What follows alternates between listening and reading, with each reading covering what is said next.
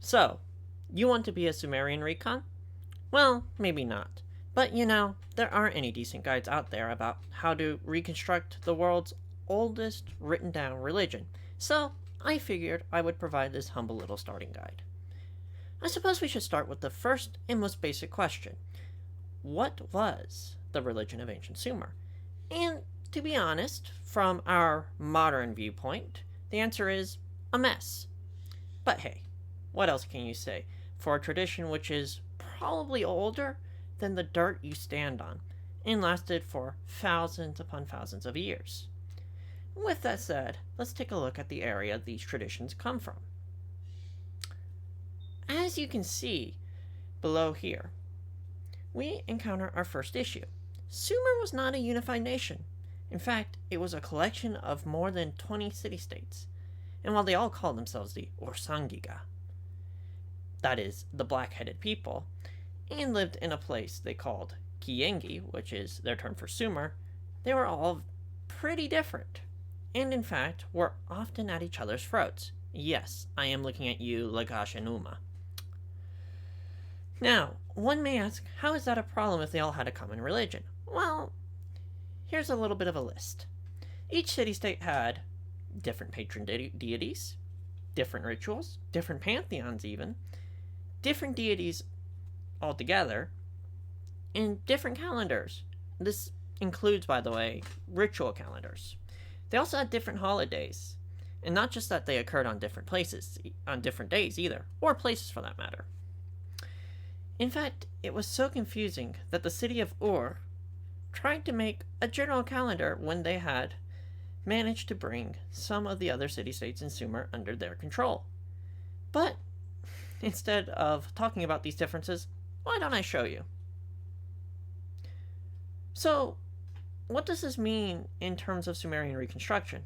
Well, the answer is that it's pretty much up to you. I personally stick with the calendar of Ur, meaning I am currently writing this during the month of Izimach. But I also acknowledge the other calendars as valid expressions of Sumerian religion. The same idea applies to the difference in local pantheons. Is Inanna the daughter of An or of India? Well, for me, both are valid perspectives on her lineage. This is to me what it means to have a polytheistic imagination.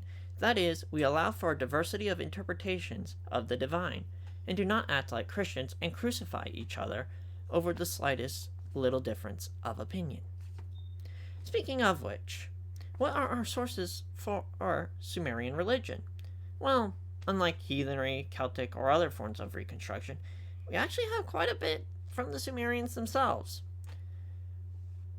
much of which, even today, is still in the process of being translated.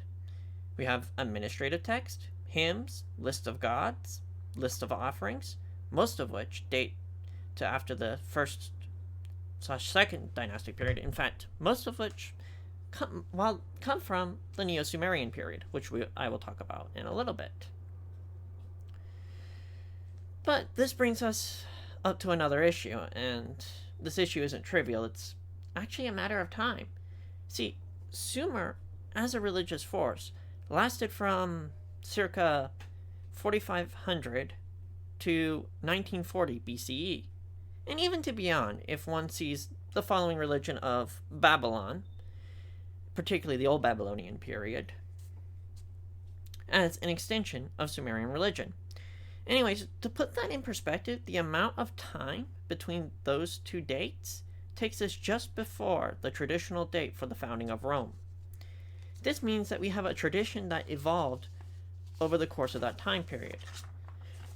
To put more perspective on this, in terms of linguistic evolution, this is roughly the same time period in which Latin turned into Italian. So clearly there must have been changes in various practices over this amount of time, which is why it's important when studying this religion to know roughly the time period we are talking about. So I've been using these terms. I'll go ahead and break down a basic general timeline for you. Now, of course, there are obviously more ways to divide this up. This is just a start. So usually we can start around the Ubaid period. The Ubaid period was from 6500 to 4100 BCE. Then we come to the Uruk period, which is from 4100 to 2900 BCE. And then we come to the early dynastic period, which is subdivided into 3 categories. Now, the overall early dynastic period was from 2900 to 2350 BCE, with the first dynastic period occupying 2900 to 2800, early dynastic 2 from 2800 to 2600, and then finally early dynastic period from 2600 to 2334. Now, why does it break off at 2334? Well, there's this guy who sort of rises up. His name is Sargon of Akkad.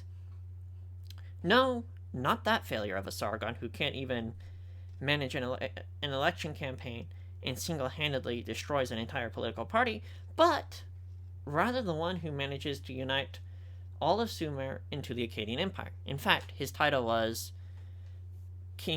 Lord of Kish, Lord of Sumer and Akkad.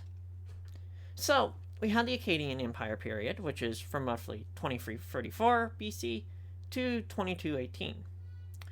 And then we have another tribe come in, and these are called the Guts. And so we have the Gutian period, which lasts from 2218 to 2047. And then the Sumerians actually come back into power, and we have the Ur-Free period, also called the Neo-Sumerian period, which lasts from 2047 to 1940. So the exact traditions one chooses is up to the number of available sources, obviously. Like, it's going to be very hard if you're going to try to pull from, say, the first dynastic period, because we don't have a ton of sources from that era. I, myself personally, draw quite a bit of my practice from various documents that have been discovered at Ur and Uruk. But I also will pull stuff from Nippur. Now, is this sometimes anachronistic? Yes, but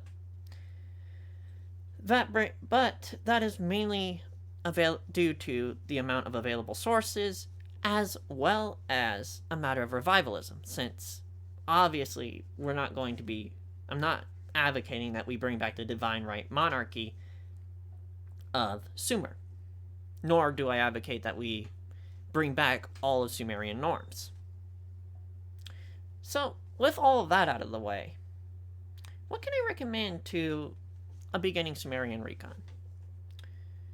Well, as much as you may like to think that this is a religion that can be fully practiced in English, the simple fact is a lot of our sources come from the Sumerians and the Akkadians.